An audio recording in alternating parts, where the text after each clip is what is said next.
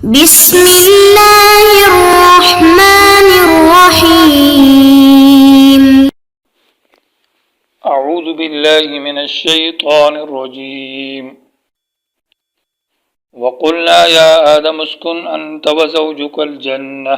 وكلا منها رغدا حيث شئتما ولا تقربا هذه الشجرة فتكونا من الظالمين. یہ سبق نمبر 84 ہے، آیت نمبر 35.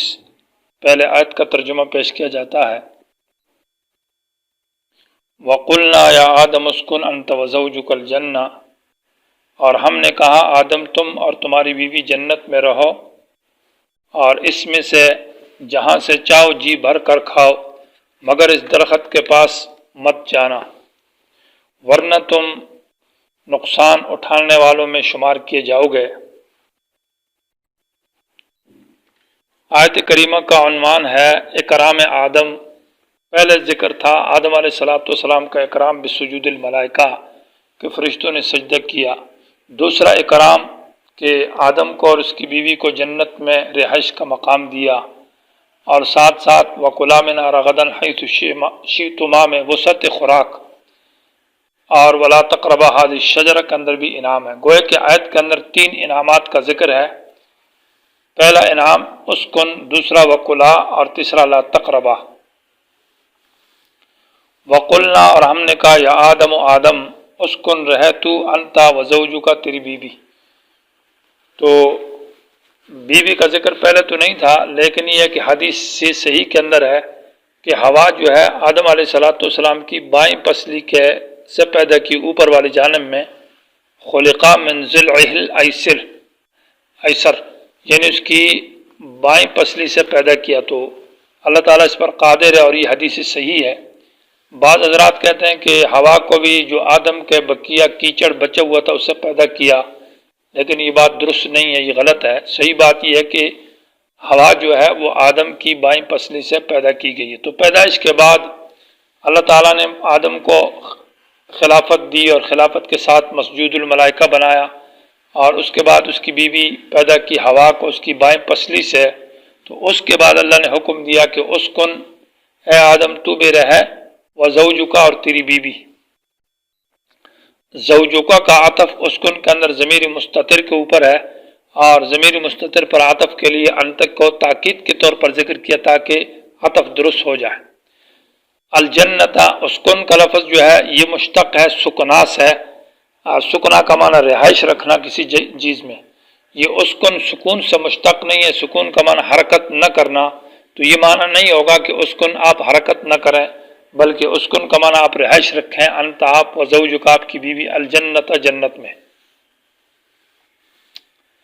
الجنت سے کیا معنی مراد ہے؟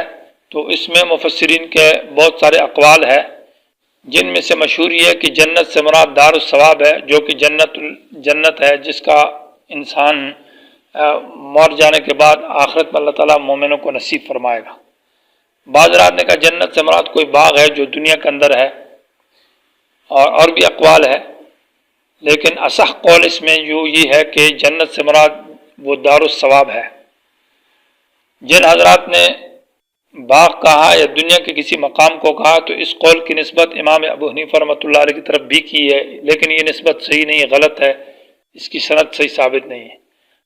تو الجنت سے مراد وہ جنت ہے جو جنت الثواب ہے. وَكُلَا، اور کھاؤ، منہا اس جنت سے یا جنت کے باغات سے، رغدن جی بھر کر. رغد کا معنی ہے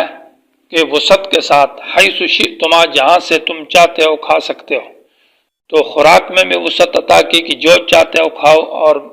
تعمیم مکان کے اندر کہ جہاں سے چاہو تو کھا سکتے ہو. یہاں پر سوال یہ پیدا ہوتا ہے کہ اسکن میں صرف خطاب آدم کو تھا اور زوجکا کا بیوی کا عطف کیا ہے، اور جبکہ کلا میں دونوں کے لیے تثنیہ کا صیغہ ذکر کیا، اس کی کیا وجہ ہے؟ دوسرا سوال یہ پیدا ہوتا ہے کہ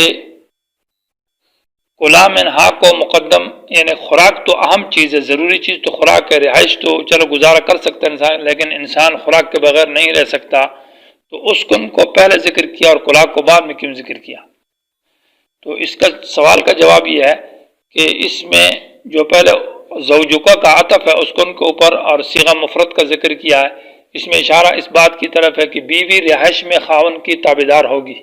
کہ خاون جہاں رہائش رکھے گا تو بیوی بھی وہاں رہے گی، اس لیے بطور تابع کے زوجکوں کو عطف کے طور پر ذکر کیا اسکن پر کہ اصل خاون ہے۔ اور کلا کے اندر چونکہ ایک دوسرے کے تابع نہیں کہ ایک کھا لے تو دوسرا بھی کھا لے گا، ہر ایک خوراک میں مستقل ہے اور اپنی مرضی کے مطابق کھا سکتا ہے جو چاہے، جو اس کو میسر ہوگا، اس لیے کلا میں دونوں کو مستقل حکم دیا ہے۔ دوسری بات کا سوال کا جواب یہ ہے کہ اسکن کو پہلے اس لیے ذکر کیا ہے کہ کلا کے اندر صرف نفس خوراک کا ذکر نہیں ہے بلکہ خوراک کے اندر وسعت فراخی کا ذکر ہے، اور تعمیم مشیت بھی عام ہے کہ جہاں سے چاہو۔ تو نفس سے خوراک تو مقدم ہے، لیکن خوراک کے اندر جی بھر کر کھانا اور جہاں سے کھانا یہ تو بات کی بات ہے، اس سے پہلے رہائش ضروری ہوتی ہے، تو اس لیے اسکن کو مقدم کیا، کیونکہ کلا کے اندر نفس خوراک مراد نہیں ہے، وسعت فراخی مراد ہے، اور یہ رہائش کے بعد حاصل ہوتی ہے۔ وَلَا تَقْرَبَا هَذِهِ الشَّجَرَةَ، اس درخت کے قریب نہ آ جاؤ، فَتَكُونَ مِنَ الظَّالِمِينَ، ورنہ ہو جاؤ گے تم نقصان اٹھانے والوں میں۔ لا تقربا میں یہ بھی انعام ہے، اور انعام یہ ہے کہ اس درخت کے قریب نہ جانا، تو درخت کے قریب نہیں جاؤ گے تو یہ سبب اور ذریعہ بنے گا جنت میں ہمیشہ رہنے کا، گویا کہ یہ فی نفسی ہی نعمت تو نہیں ہے لیکن نعمت کا ذریعہ اور سبب ہے، اور جو چیز نعمت کا ذریعہ اور سبب ہوتی ہے وہ بھی نعمت میں شمار ہوتی ہے، کہ اس درخت کے قریب نہ جانا یہ گویا کہ ذریعہ بنے گا جنت میں ہمیشہ رہنے کا، اس لیے لا تقربا کو انعامات میں ذکر کیا ہے۔ لا تقربا کہا ہے، لا تأکلا نہیں کہا کہ اس جنت کے درخت کو نہ کھاؤ، بلکہ لا تقربا کہا ہے۔ اس کی وجہ یہ ہے کہ جو چیز حرام ہوتی ہے تو اس کے ذرائع اور اس کے اسباب اور وسائل بھی حرام ہوتے ہیں،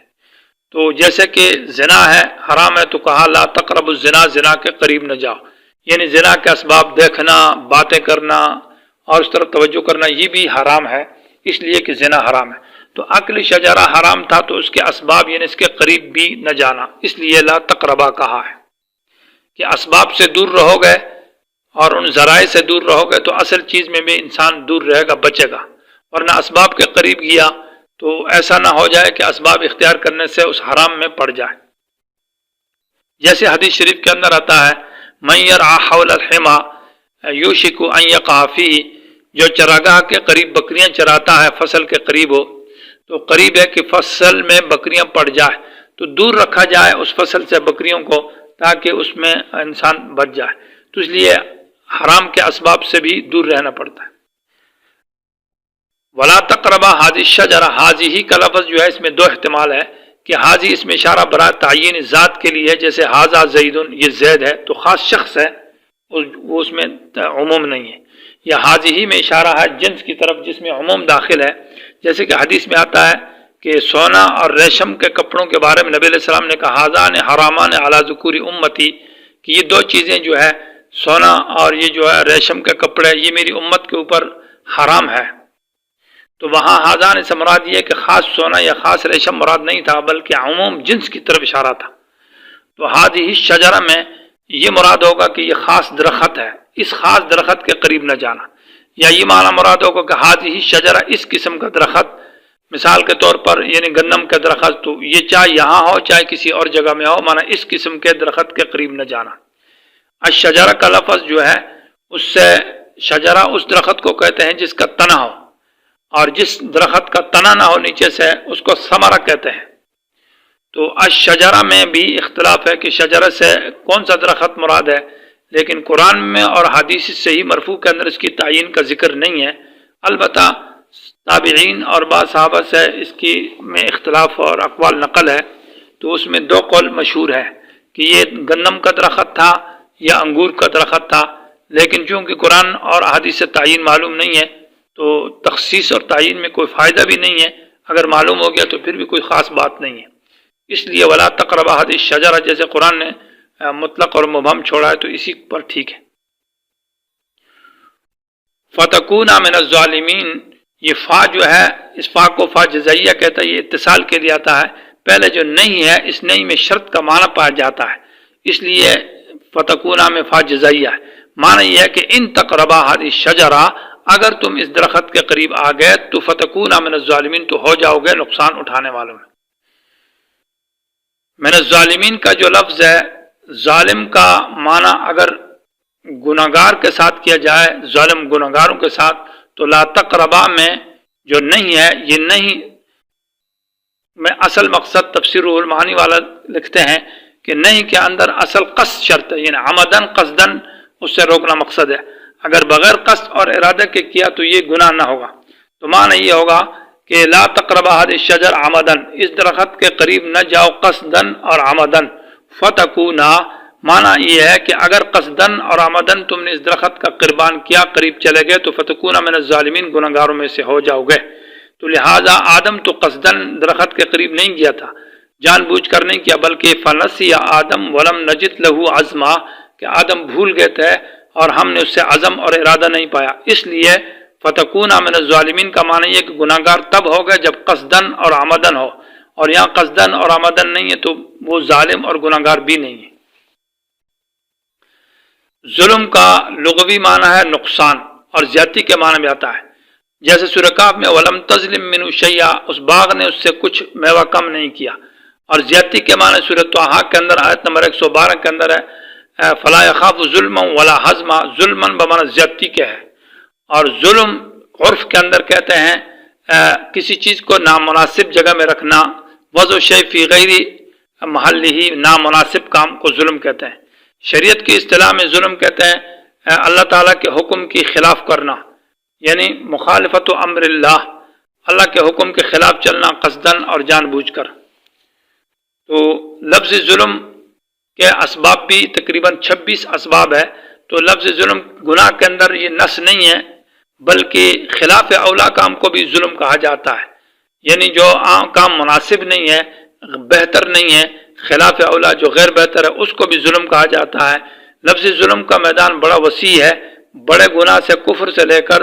گناہ کبیرہ اور صغیرہ سے لے کر خلاف اولا کو بھی کہا جاتا ہے۔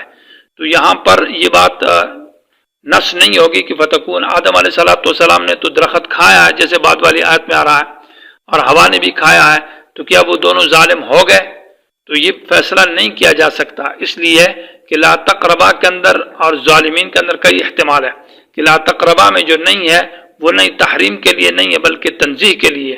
اور نہیں تنزیہ کے لیے تو پھر تو وہ گناہ گار نہیں ہوگا، کہ مطلب یہ ہے کہ حرام کے لیے نہیں ہے۔ دوسرا معنی یہ ہے کہ لا تقربا عمدن، قصدن نہ جانا، تو وہ قصدن تو نہیں کہتا ہے، اس لیے فتکون من الظالمین، وہ گناہ گار نہیں ہے۔ اور ساتھ ساتھ یہ کہ ظالمین کا معنی یہ ہوگا کہ لا تقربا میں اگر یہ معنی ہو کہ اس کے قریب نہ جاؤ تو تم ہو جاؤ گے ظالموں میں سے، معنی یہ ہے کہ خلاف اولا کام تم نے کیا، اور خلاف اولا کرنے والے کو تو ظالم نہیں کہا جائے گا۔ تو فتکون من الظالمین کا معنی ہوگا کہ تم نے ظلم کیا، یعنی غیر مناسب اور خلاف اولا کام کیا، تو اس سے ان کو ظالم نہیں کہا جائے گا۔ مزید تفصیل بعد کی آیت میں بعد میں یہ مسئلہ